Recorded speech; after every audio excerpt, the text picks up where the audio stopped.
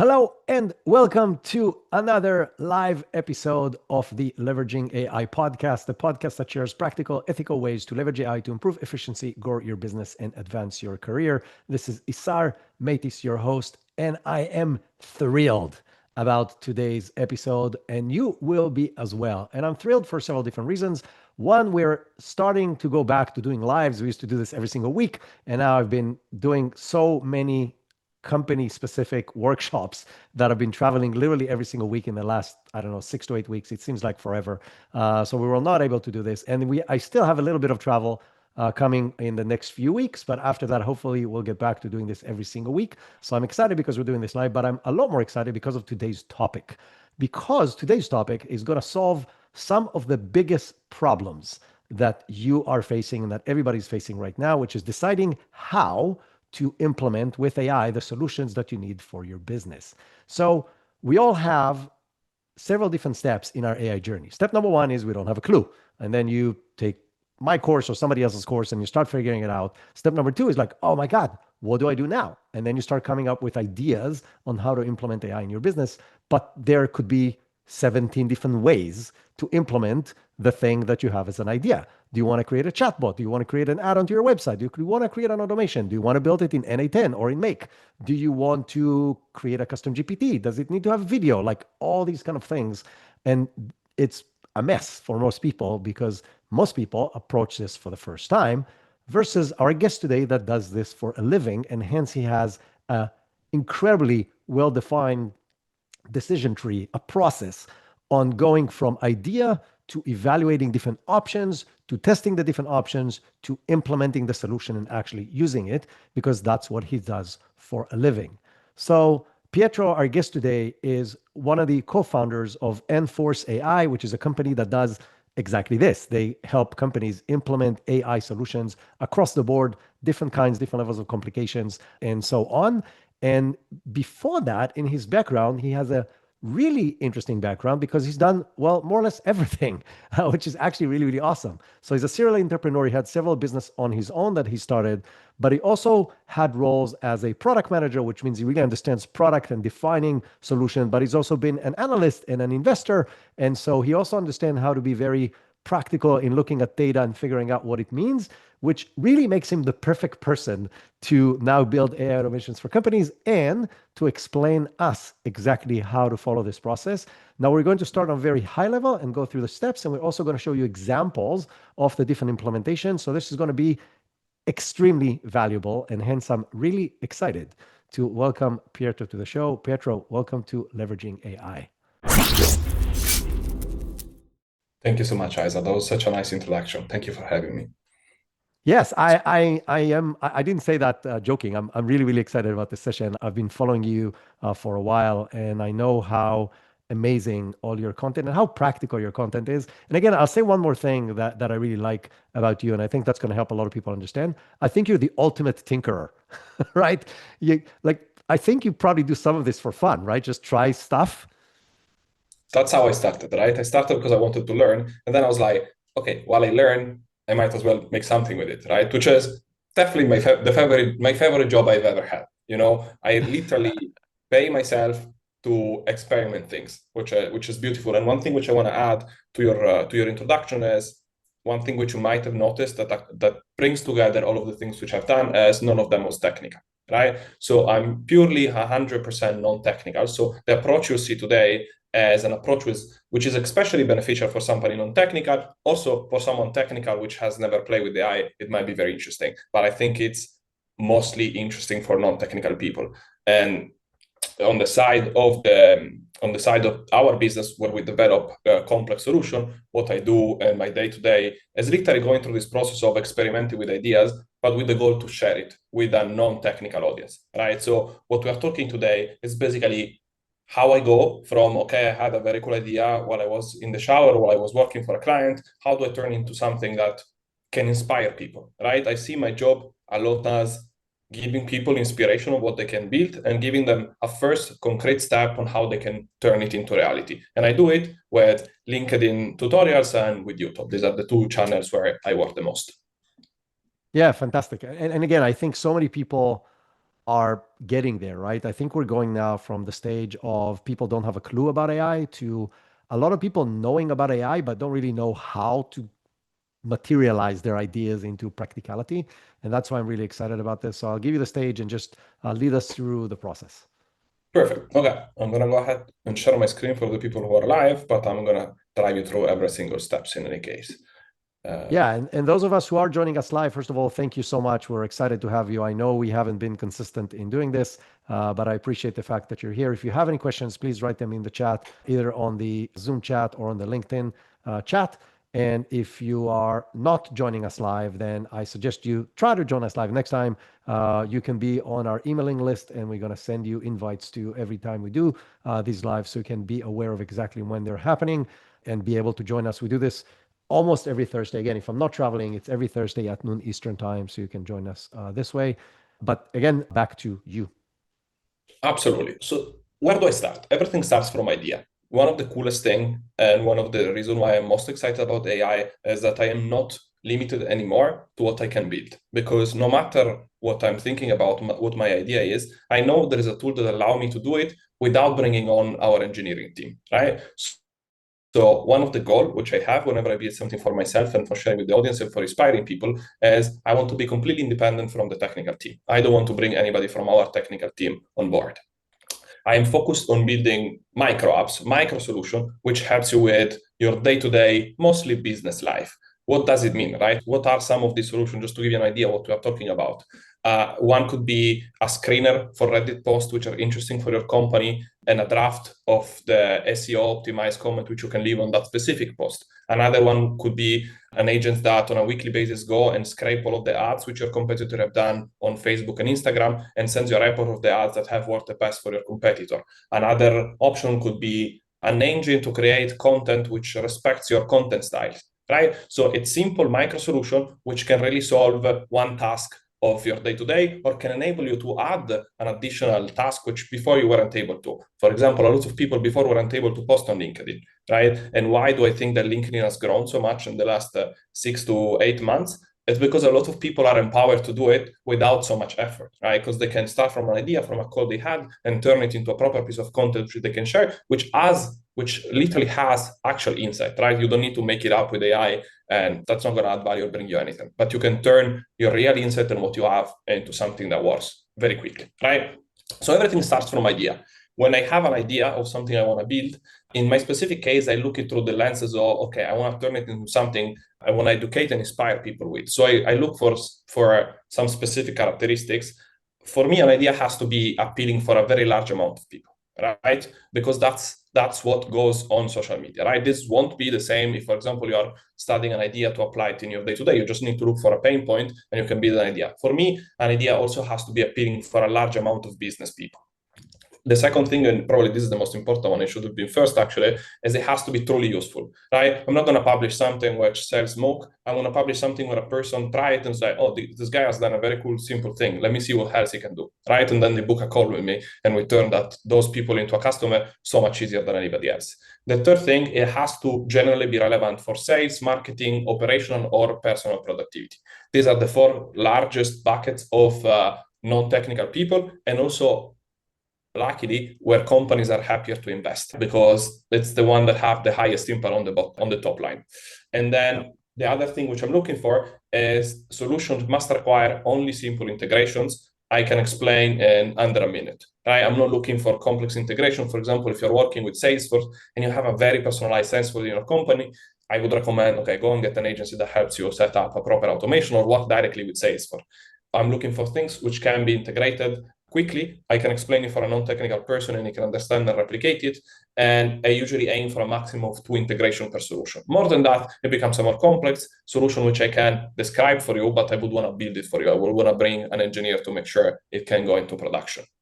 And the fourth rule, and this is something very personal, for me, every solution should take less than 4 hours to build, right? So if it has been more than 4 hours, I put it in a bucket. I hope one day I'll have someone to help me in this process and I'll get them out and I'll invest in those. But I want to push out minimum 2 new things per week. That's how you can stay up to date and with how fast the world move. So I can only apply 4 hours per solution. And this fantastic. Two quick questions, Pietro. One is, How do you document your ideas? Do you voice type them? Do you write them in a document? Do you put a voice note on your phone? So that's question number one. And then I'll ask you question number two. Yeah. So when I'm on my laptop, and most of my idea unfortunately comes when I'm on my laptop because I'm on my laptop approximately, I don't know, 10 hours or 15 hours per day minimum. Yeah. I have an idea database in Notion and I just add them there. I classify if it's a lead magnet, a build, or idea for another post. But I have a nicely built knowledge database where I put all of these. So you do At it in times, Notion, so anybody can do this in Monday, Jira, Asana, ClickUp, like any of those. anything, Okay, literally perfect. anything. I had it in ClickUp, I moved it to Notion, absolutely the same thing. If there's a Kanban, perfect. You can do it Yes. there. Okay. You don't need anything else. Second And question is yeah, you talked about the 4 hour limit. How do you guesstimate how long it's going to take you? in general, the rules which I described are thought for it to be within those 4 hours, right? If it has less than two connection, if it's of limited complication, it generally should respect those. And also, I get Got it. better. I like to think I get better over time. So now I rarely invest time where I get to the 4 hour mark and I'm like, I couldn't finish, right? I don't remember the last time it happened. And at Yeah. times it's just because maybe there are still some things that require engineers to come on board and maybe I should have just called an engineer or gave up before. Okay. Okay, so moving on, the idea phase is the coolest one, and you can have them wherever you want. And when you have them, just note them down. If you are around, I use a note on my iPhone, and then in the morning, I have a blocker to transfer everything I thought during the night to my laptop, right? Yeah. Now, the question is, and this is the coolest part of this workshop, I think, and I've never done this, so bear with me. Like, eyes are helping make this clear for everyone. How do I turn this into a working solution? So, all of us in general use AI in three main ways. We use them in Copilot, which is when AI is embedded within another product that helps you make better use of that specific product. I'll show you a couple of Copilot later.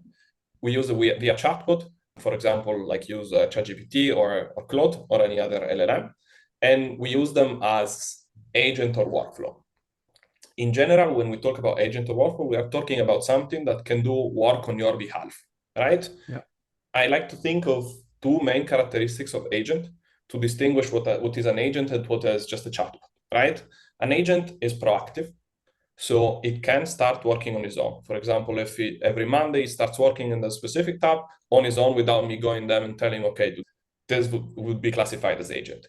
And also, if it's not a single task, but it's repeated and it performs a set of actions repeatedly and proactively, this also means for me it's an agent because basically the two things work together. He works on his own and he repeats the action on his own based on when he receives a certain input. It can be time, it can be an email received, it can be, I don't know, a task completed on Notion, right? Yeah. And these Any things trigger of something that happens in your tech stack.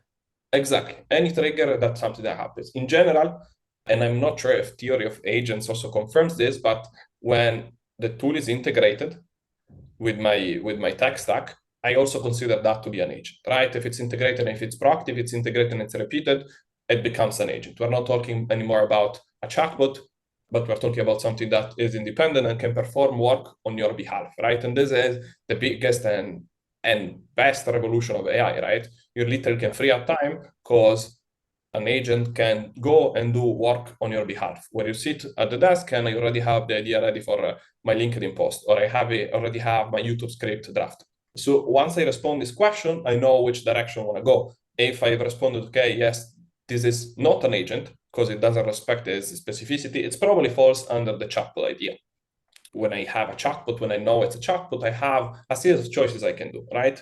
And the most important one is what interface do I want to do to this chatbot? A chatbot can be something very useful, right? It might sound diminishing now that I mention it this way, but a chatbot can be incredibly useful. For example, I can give all of my knowledge about how to write a good hook for a LinkedIn post and put it into a chatbot. And the chatbot only perform that function. That function is incredibly helpful. I've spent, I don't know how much time crafting the way I do the hooks, and now I have a chatbot which helps me get to a hook so much faster than before. Yeah.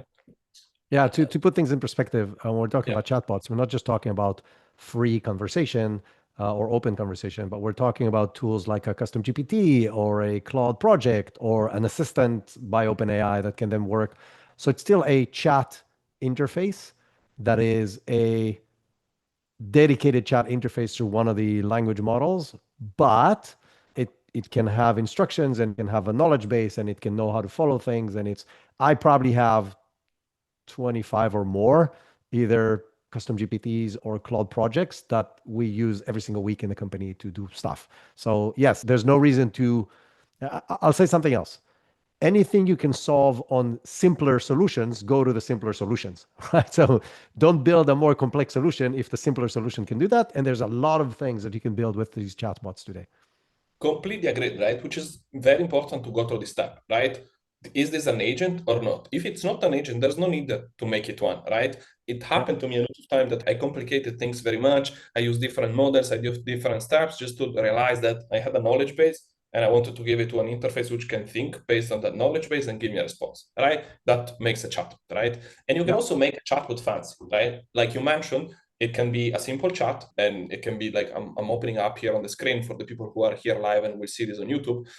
On ChatGPT, it seems absurd, but most people don't know that you can create a chatbot which you can share externally within ChatGPT, right? This is called GPTs, right? So if you go to this section, these are all GPTs which I either rent from someone else, you don't have to pay, but you use them, and somebody else has built, someone else who has knowledge on the space. For example, this YouTube script generator, it's not made by me, it's very good, and I use it a lot. Actually, this was made by me, but there was another one which wasn't made by me. You can see here that this was created by Backstreet SL, for example, and creates really good hooks. But then I have some other ChatGPT's bots which I have created myself. For example, this is a Reddit blog post architect, which works really well. I've put everything I know inside this, and if I go here, for example, and I go to edit this GPT, I can see what is the configuration I gave to this specific GPT, and I can also edit it. And I edit it with a copilot here. For example, here, it's a text-based that helps me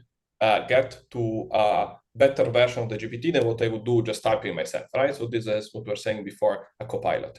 AI embedded in another AI product that helps me get to a better results first, right? So this, I have done many posts, and some were very successful, where the only thing I did is I put my knowledge into a GPT, I tested it for a week. If it was nice, and I thought it was giving me nice results, I publish and tell people, okay, this is chatbot that does X, Y, Z. I tested it for X week. These are the results. See one result here. And I always paste the result. And this is something that people are very interested with, because they might not have the time, the bandwidth, the knowledge, or 3 days to invest in researching how to make a really good Reddit post, right? So if you have a specific knowledge about something, you codify it, you put it in a chatbot, and you either sell it or you give it away for whatever goal you want, as a lead magnet or to generate leads.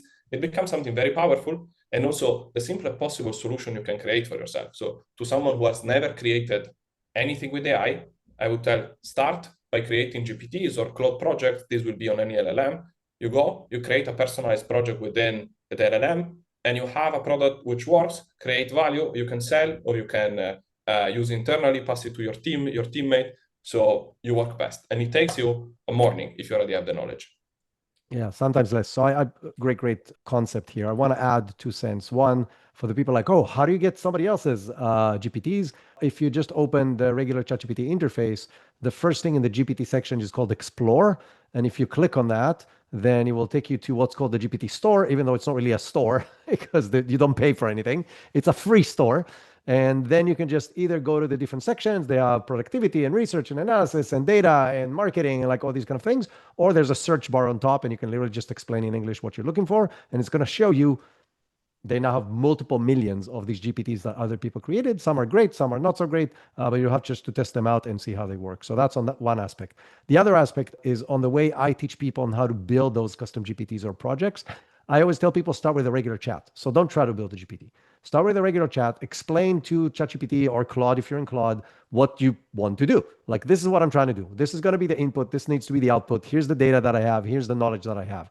And work within the chat until you get to the outcome that you want. So basically go back and forth and back and forth. Try to write, if I'm going to follow Pietro's example, I want to write great Reddit posts. So write it again and again and again until it works correctly. And once it works correctly, basically tell ChatGPT or Claude, okay, I want to turn this into a custom GPT. Please write the instructions for me. These are the files that are going to be in the knowledge base. Please write the instructions. And it writes incredible instructions, way better than I can write on my own. And it's going to be based on your back and forth and trial and error that you've done in that specific chat. So this is probably the fastest and the most effective way to create good custom GPTs, projects, whatever you want to call them. I completely agree. And then if you want to bring it one step further and you want to give a chatbot or a very simple app a face, which is nicer than just a chat, you can do it using Lovable or Base44 or Bolt. So what are these? These are web builder and app builder, which allow you to create an app just with simple text, right? So I have some knowledge, again, I have it codified, and I want to create an app that tells, let's make a concrete example. This is something I built a few weeks ago, and it's a tax saving calculator when you move to another country in Europe, right? I collected a lot of knowledge because I had done a lot of research because I wanted to move to a better tax location. I codified the knowledge, and now I have a chatbot and an interface, which very simple UX and UI that helps me understand and engage with people better, right? So, okay, I do a chatbot first, I'll do a GPT project, I'll do a chat that helps me with this. I got to a very good result. Let me turn it into something a bit more visually appealing, right? And then you bring it on Lovable, on Base44, which is what you're seeing right now today, and I turn it into something a bit nicer. This is another step. It's more of a marketing step because the very important thing is the knowledge, but I have built it, okay, I liked it a lot, let me try and bring it one step further. At least I see it that way. You can also start directly with Base44 if your goal is to rebuild your website, for example. Yeah, I agree 100%, right? So again, for those of you who don't know, Lovable, Base44, Replit, there's a bunch of others.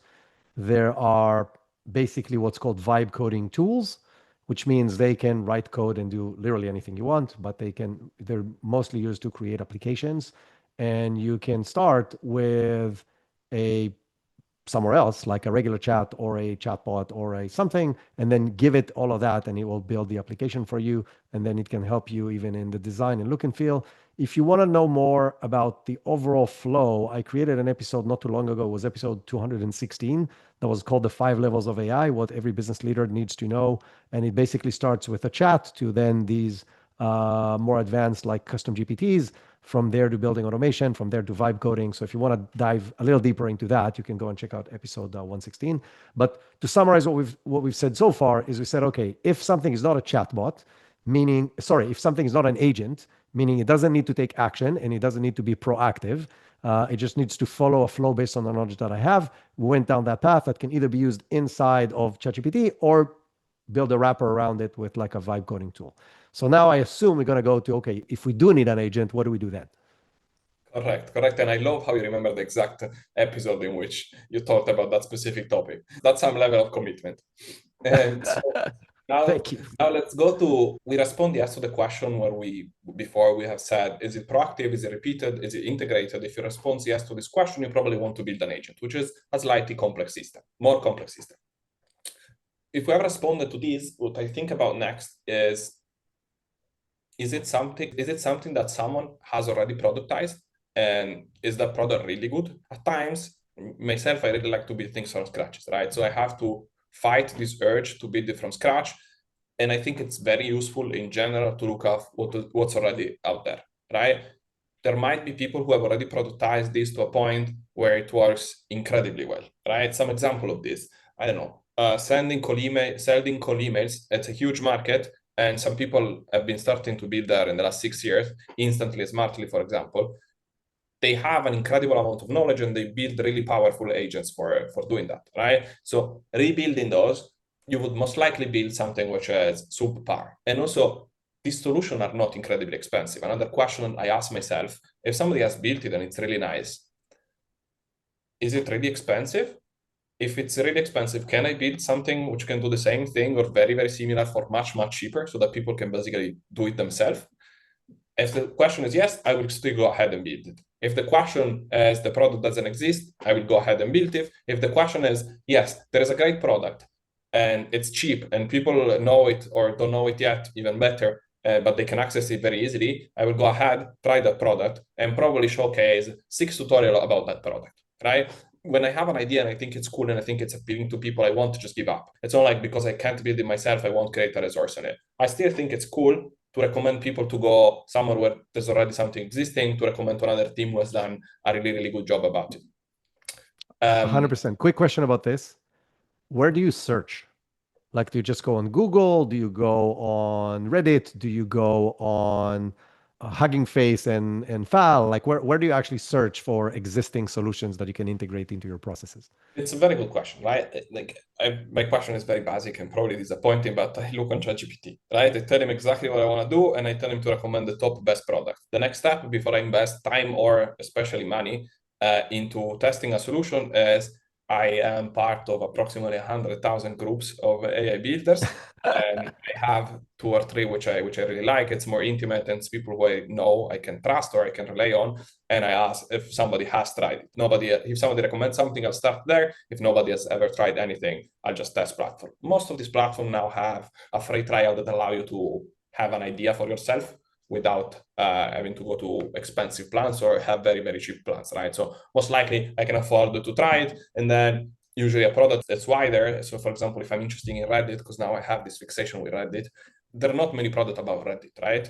And a product have several different features. So I might create 3-4 apps that either compete with them or I can create beautiful use cases based on what they do, right? It's never only one thing, right? So when I try something and it's really nice, I generally come up with more things I can do with it, or I can come up with more things I can integrate with something I've already done, right? So good things I think are really great, especially in this time where everybody can build something, right? Good things, for me to fall in love, they have to be really, really great. And when they are, they're incredible and most likely use them for a long time. Awesome. So if we have responded yes to the question, do we want to build it ourselves because of all of the reasons which we've mentioned before, the next step is, it's very, very interesting, right? So the next step is the most complex one and the one I had the hardest time also to codify into this small graph which you see on the screen and which I'll now present. And the question you have to respond is, what capability does my agent require to function and actually provide value to the user, right? At the time, the idea I start with is not the idea I finish with, right? Because it was more complex, it had more features, but I need to make sure I end up with the true nature of the idea I started with, right? There was one value pillar behind the initial idea. Did I get to the point where I can solve it or make it exponentially better? If yes, okay, I will continue to build. There are 1,000 platforms which can help you create agents. And if you search which agents platform I can and I want to create, you'll find an incredible amount of options. All these platforms are very versatile, but some I find personally, and again, this is a personal opinion, that not all of them make it exponentially easier for you to develop a solution while being a non-technical person, right? So now I'm going to talk biasly and I'm going to talk as the non-technical person that I am. I can build on anytime. I have tried multiple times make. I can build very, very simple solution. It was very complex for me to get to a point where I was confident presenting anything to a customer with an A10 while doing it myself. And at one point, I just thought, this is just not for me, right? I can get better, I can learn, I can do very extensive courses about an A10, I can find them online for free. This is just not thought for me. And there are people who invested years now in understanding how an A10 works, and they got really good even while not being technical. But now, today, as a starter, I would never recommend a starter non-technical person who's starting now. I would never recommend, okay, learn an A10 from scratch, right? Because other things, more AI native, and when I say more, it's because they're just born later when there were new instrument, new interface available, make it exponentially easier to get to an equal, better results, which just makes it a no-brainer for me, right? So when I'm talking about this platform, I have 3 platforms in my mind, right? These are the top 3, which I always consider when I want to build something, and it's because they brought the agent building activity to a level which is you can think it so you can put it into practice. I have a specific set of tools which you can use. If you're looking for these tools, come here, right? I'm talking about 3 apps. Again, this is my personal opinion. I just like them and I am only presenting them because it's what I use and what I think I would recommend to a friend who will come and ask me, okay, I want to build here, right? The first one, that's Relay app. For me, it's probably the simplest and easier for starter where you want to get to good results. I think this is the best possible solution for non-technical starter users. The second one is Lindy. Lindy is also very simple, very beautiful. They have like a super powerful user interface and it has more functionalities and more integration, slightly more expensive, but nothing crazy. And then the third one is Relevance, which again has a great set of features, but I find it slightly more complex. Something you can get over in with a week, right? When it's someone who comes and want to be the first step, I would always recommend Relay app. And if I have the opportunity of choosing between the three, because all of the three can do an activity, I will probably go for Relay. But again, this is also my building philosophy, my building logic, how my brain works. I would always recommend try the three of them. They all have a free trial. See where you can build the best thing and keep them all there. You know, there's also no reason to choose. One of the beautiful things of not having your own platform and infrastructure in this time where everything changes so fast is you can just go and use the best technology out there this month, and next month it might be a different one and you need to adapt, but you don't lose money invested in infrastructure.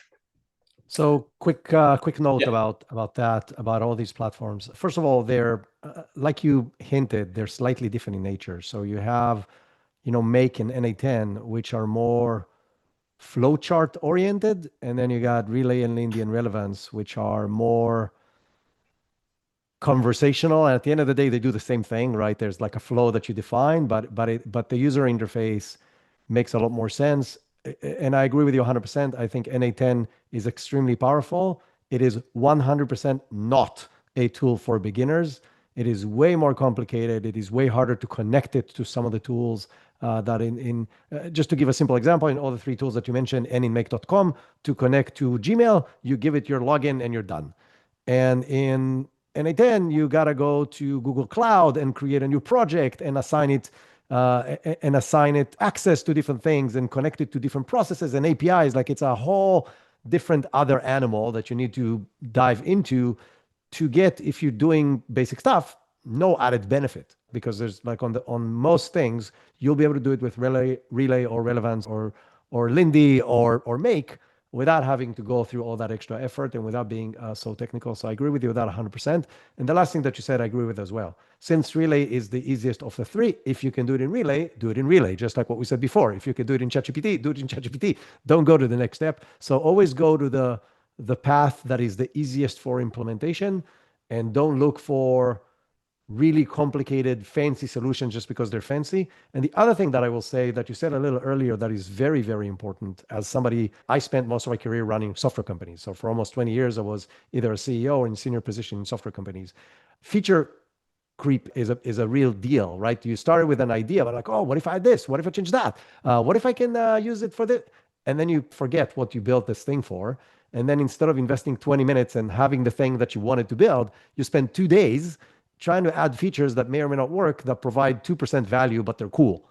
And so sticking to the reason why you want to build the thing is a very, very big deal. And I cannot even tell you how many projects I've started and didn't finish because I was trying to make them fancy, versus building it in 30 minutes and doing the one thing that it needs to do. And then if you want, build the extension of that the next day, like build something else that does second step instead of trying to merge them into one application. Great points.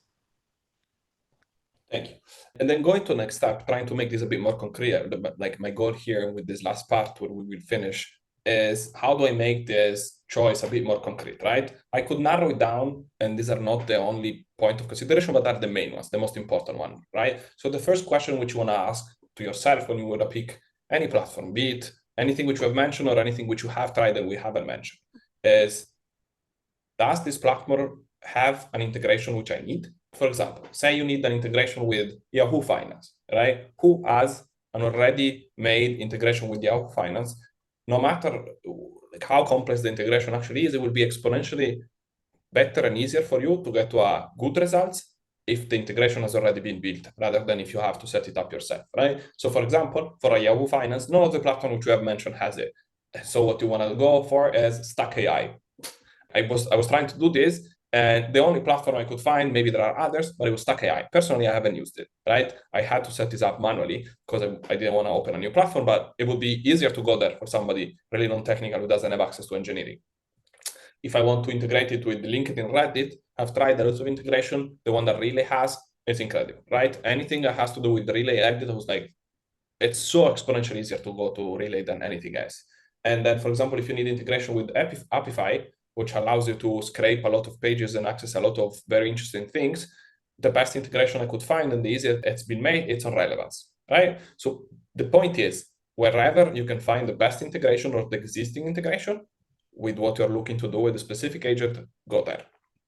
The second point is, if you want to perform a very specific action, when I talk about a very specific action is, for example, doing phone calls or sending SMS or scraping complex websites, right? A very specific action, which is a bit outside a normal workflow. You also want to do the same activity, right? So who can do phone calls? Relay can't. Relevance, I'm not sure. I'm going to say it can, but don't quote me on that. It might. Lindy is very good at making phone calls, right? So you want to look for a platform for beginner, a platform that has integration with Yahoo Finance, and a platform who can make phone calls. You'll probably end up, okay, I only have one option here really on what to build. And there's always the alternative. Okay, we're getting too complex. There's two specific things. Let me go to an agency that builds on an A10 or any other more complex system, and I have it built for me, right? But here, what we're trying to do is we're trying to imagine a world where we have no contact with engineering and no budget to hire one, right? So this is the work we would do, which is what I do on my day-to-day to create content. And for example, what do I want to say? Anyway, the third thing which we want to do, and the third question which we want to ask ourselves is kind of similar to this, the second one like that I see it written, and it's when you want to have a specific feature inside the platform, like building a browser extension or expanding memories. Now that we talk about it, I think this is not much different to the second point, right? We're always talking about some specific capability, some specific action, some specific interface with which the person interact with the end agent, or that the end agent has to have, right? So for example, here I was thinking more about memory. Okay, we need the agent to have memory. That's something I couldn't get to a good level with Relay, but I could get to a really good level with relevance, right? Or I was looking to create a browser extension that I could talk with based on a specific set of knowledge. And the only thing I could find was MindStudio. MindStudio is very good at that, and they're focusing exactly on that, right? So basically here, what we're saying is you want to ask for what integration we have and what specific action it needs to do and are a must have for this agent. And based on those, you'll pick the platform that better suit you. Now, I'm awesome. I want to do a quick recap from beginning to end of the entire kind of like decision tree, because I think that's going to help people put it all together. So we had an idea, and then based on the idea, we're saying, okay, does it require an agent or not? If it does not require an agent, create a chatbot. Which chatbot you choose doesn't really matter, because they're all kind of the same. Not exactly. Again, this goes back to if you need specific functionality that exists in Claude and does not exist in ChatGPT, as an example, go to Claude and not to ChatGPT, similar to what we discussed right now. And then if you want to wrap the chat with some other user interface, you can do that as well with the vibe coding tools. So this is number one. If you do need an agent, then as we said, the first thing you want to check, did somebody already built this? Does that functionality exist on a third-party tool that I can use, either the full functionality or even partial? So it knows how to process this and that data. It doesn't give me the output in the format that I want. I can still use that first step to do all the data analysis and collection, and I can create my layer of output on top of that. It will still save me a lot of time from doing the entire effort. So look for something that exists. And Pietro said you can just use your ChatGPT to ask what exists and what would be best for your specific scenario. Just define your scenario very well. And then if you decided to develop it on your own, then it comes down to picking the right tool that you want to develop this on. And then you pick the tool by A, does it have the integrations to the tech stack that you want to connect to? So does it connect to Gmail? Does it connect to your CRM? Does it connect to LinkedIn? Doesn't matter, whichever the thing that you want to connect this to. The second question is, does it have a built-in functionality or capability that I need in order to make my life easy? And I'll give you an example of, and I'm actually going to give an example and add something, but let's say you wanted to be able to do data analysis. So some of these tools do not know how to do data analysis. Like you give it an Excel file, it doesn't know what to do with it. Some of them do. And so if you need something like this, then find a platform that knows how to do that. And that's going to save you a hell of a lot of time. Now, the last thing that I will say for people who are not total beginners, but have been playing with this for a while, but still struggle to go to the slightly more technical level. And I'll give you a little bit of a trick, and we're not going to dive into that because I do want Pietro to show you a few examples, but I think it's going to help a lot of people who are like in that transition phase between a total beginner to a more advanced user. All these platforms have the ability to connect to more or less anything. And they do this through either webhooks or HTTP calls. Webhooks are like triggers that can connect to any other platform. And HTTP calls basically allow you to transfer data back and forth that was not available through the built-in solution inside the tool. Now, some of you, most of you, probably don't have a clue what does an HTTP call mean. And to be fair, I don't either.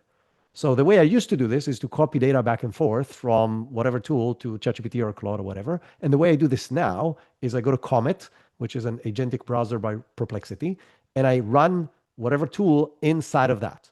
And whenever I get to the point, it's like, oh, you can solve this with an HTTP call, I literally ask the browser, the agent within the Comet browser, to write the code for the HTTP call for me. And then it actually opens the relevant components inside the application, so inside Relay or Relevance or Make or N8N, whatever you're working on, and it writes the code for you. And so even going the next step, or like, oh, I need to call my technical team, is becoming more and more available to non-technical people. It's still not perfect, but it's an option that you have at your fingertips without talking to any other person, because now the browsers themselves are getting to the point that they can do that. I'll stop now, give it back to you, Pietro. Let's show a few examples so people know how this looks like. Super interesting, and I definitely try what you said, Isaac. The last bit of this podcast, we were thinking to show you some of the things which I have built. I'll just be very high level and explain you why I picked this specific tool for this specific build AI micro app, call it however you want, right? So we said before that Relay, for example, has a great integration with Reddit, right? And if I go here and I am on my Relay interface, I'm sharing it on the screen. Let me make it actually a bit bigger. I can see this is the agent which I have built. And for example, this went really, really viral. And I had at least 100 calls who came out of this flow because people thought, wow, this is so cool. This is so simple. And they didn't need me to set it up, right? I created a video on YouTube where I explained how to set it up. Like the most advanced one, they could set it up even without, right? And what this tool does is every Friday, monitor a specific set of subreddit which I define. So it goes to a subreddit about startup and product marketing, and it compiles the information about me, my own company, so it knows who I am and what do I want to comment and what I look for, and then get all of the posts from those subreddit which respects some specific instruction which I gave, which is the top posts which are in fit with what I do, right? So I was looking for posts which are specifically interesting for what I do, right? I was people looking for automation, for example. And then the agent categorizes all of these comments, select the top 10 because I don't have time to answer to everyone, and drafts a comment which is optimized to be picked up by LLMs, right? So it's an AEO optimized comment. And this works really, really well. It allows you, number one, to find organic clients, because Reddit is great for finding organic clients even without being picked up by LLM. But the most interesting part, it's also if the post goes very well and it gets a lot of views, it usually gets queried by large language models and you will be recommended because you appeared in that comment, which is something super, super cool, right? Why did I decide to build it here? The idea was I want to build something on Reddit and I want to make it related to answer engine optimization because it's a topic which is really hot and a lot of people are very interested in it, right? So I went to the platforms which I like, which I mentioned before, and I checked who worked the best with Reddit and where could I get to this result first.